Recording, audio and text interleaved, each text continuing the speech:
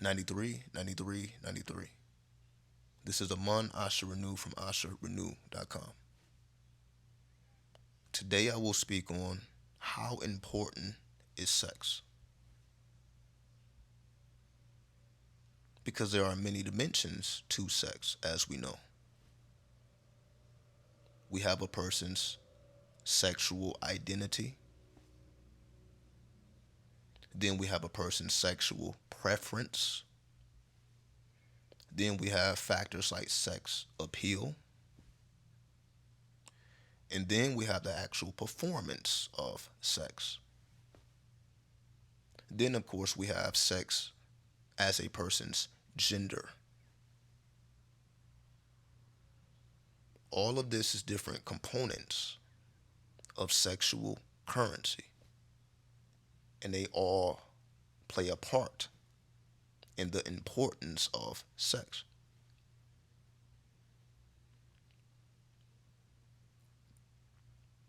So, what this means is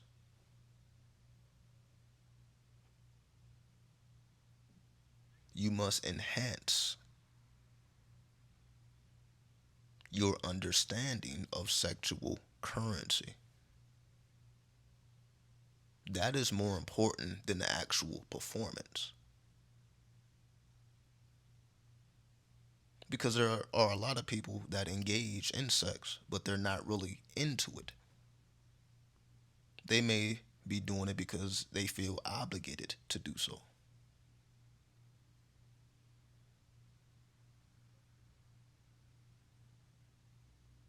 What it comes down to is sex appeal.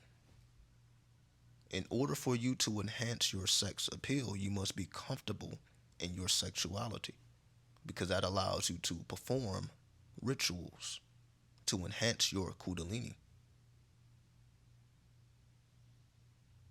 This is what makes people, you can say, sexually attractive. It is based upon the flow of their kundalini. So when you have a high flow of kundalini, it makes you sexually appealing or sexually attractive. It's not based on whether a person hits the gym every day or how active a person is. Because you see, we have different types of people, different body types, different taste. But the common denominator is the kundalini flow. Because if you have a high kundalini flow, you're not going to be in a situation where a person ever feels obligated to engage sexually. It will always be a pleasure because of the work you put in. It ain't even about the work they put in, it's about the work you put in. So, from this perspective, sex is only as important as you make it. How important is it that someone else finds you sexually attractive or sexually appealing? How important is that to you?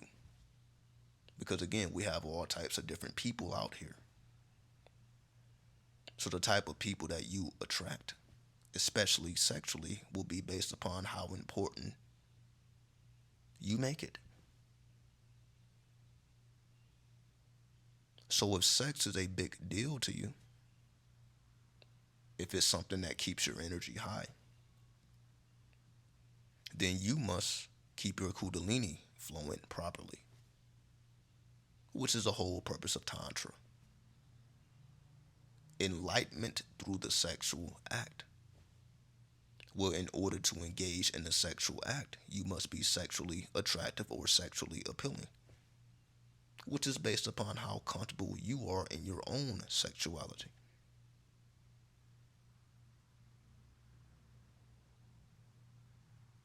Because people have different attractions. Some people are attracted to androgyny, for example. Some people are more attracted to the masculine or the feminine, irregardless of their particular gender. Because we have different type of combinations out here. Because sex ultimately is alchemy.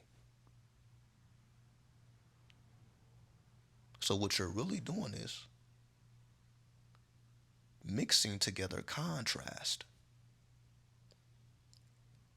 or opposites, the merging of opposites. What this means is if we're taking the feminine currency and the masculine currency and we're bringing them together, we know that that creates life. If it doesn't create a physical life, it will create a spiritual life. And I'm not speaking about the form of a child, I'm speaking about the Kundalini, meaning you're able to give birth spiritually via your sexuality, meaning every time you have a orgasm, that is a form of death and rebirth. That's you resetting, you can say, your sexual currency or reactivating your sexual currency. So, for example, if you are a person that doesn't engage in too much sex physically, that does not mean that you cannot engage sexually, spiritually, or mentally.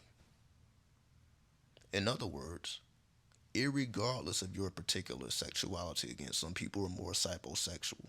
So some people don't necessarily want to engage sexually every day, all day. That may not be everybody's interest. However, you must not neglect the sexual currency. It needs to be stimulated on a daily basis. So even if you are a person that doesn't necessarily need to engage sexually, physically on a daily, you still should do so spiritually and mentally just to keep your kundalini on point, just to keep your sexual attraction and your sex appeal on point. Because, we're dealing with more than a physical plane. You have people that may find you sexually appealing or attractive physically, but you also have that occurring on the spirit world as well. That's the whole idea of the succubus and the incubus. The incubus, excuse me. This represents sexual currency based on sexual fantasy, because that's also a form of sexuality. So some people, you can say, have sexual dreams on a daily basis, irregardless of whether they're performing the act physically, just to keep the energy stimulated, to keep their energy on point.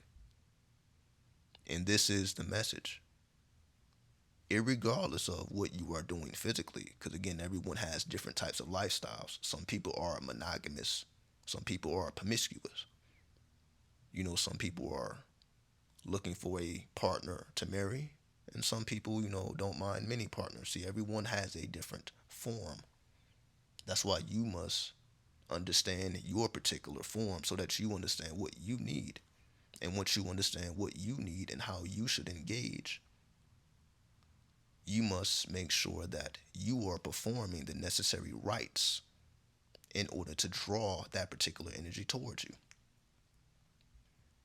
So, for example, if you are a person that wants to engage sexually daily, then this will be based upon your Kundalini.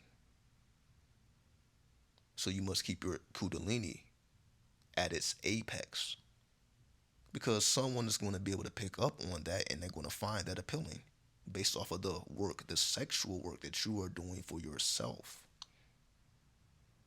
When you're able to look in the mirror and turn yourself on versus waiting for someone else to get in the mirror with you. You're not dependent on an external force. When you understand everything comes from within you, you are the generator. The other person is there to multiply the energy, but you are there to generate the energy. So because you are the energy generator, you're not waiting for, again, someone else to generate what you are doing mentally and spiritually. They more so represent the result. So whatever is going on the physical plane is a result of what is occurring on the spiritual and mental plane. So once again, if you are a person that wants to engage physically, you must make sure that your mental and spiritual kundalini is at its apex. So you must see yourself doing these things before they are actually happening and maintain that focus. Because it's easy to get distracted with, so many different types of people, so many different types of sexuality. You probably, find a habit. In other words, we may not know how to directly engage this strange world that we find ourselves in. Relationships failing left and right, people not being sexually compatible, for example. All these things are based on people not supplying themselves with the necessary energy to attract a partner that will fulfill them in that way. We cannot wait for the right person to come along. We must generate the necessary force that attracts a certain type of frequency and let that energy play out on its own. So essentially, you're never waiting for anyone because you're always putting in that kundalini work. You're always mentally and spiritually, sexually engaging with life. And then the people receive or pick up on that currency and then act accordingly.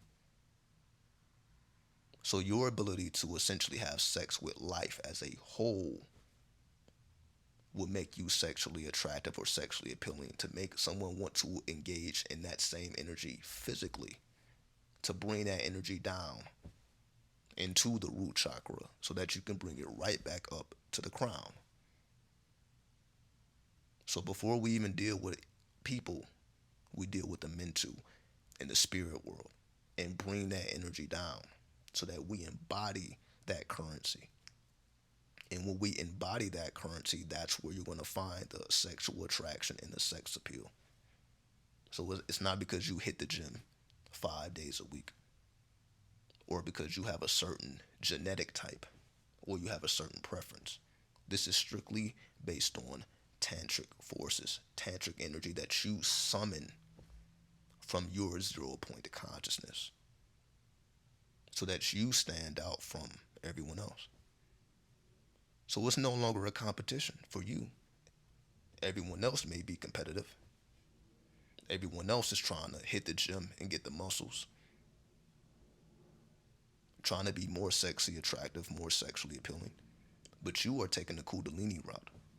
You're doing the same thing they're doing at the gym, just mentally and spiritually. And that's how you get your results, because you're more tantrically inclined. So hopefully that gives a little insight as to how to enhance your sexual happenings, whether physically, mentally, or spiritually. And with that, I bear peace. 93, 93, 93.